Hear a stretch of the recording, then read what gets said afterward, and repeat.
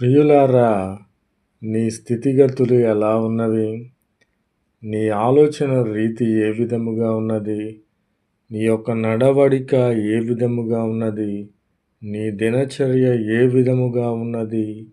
అని మనలను మనము పరీక్షించుకోవాలి. ఎందుకంటే దేవుని రాకడ సమీపముగా ఉన్నది. దేవుడు వచ్చినప్పుడు మనము తలదించుకొనకూడదు, సిగ్గుపడకూడదు. నా జనులు ఇక ఎన్నడూ సిగ్గునొందరని వాగ్దానము చేసిన దేవుడే మన కోసరము పరలోక రాజ్యము సిద్ధపరిచి ఉన్నాడు. నా ప్రియమైన సహోదరి సహోదరులారా, ఒక్కసారి ఆలోచన చేయండి. ఎట్టి భారము కలిగి నీవు ఈ లోకములో జీవిస్తూ ఉన్నావు. నేనిక పైకి ఎదగను, నాకు పరలోక రాజ్యము లేదు, నేను సాతాను సంబంధిని అని నీవు దిగులు చెందుచున్నావే.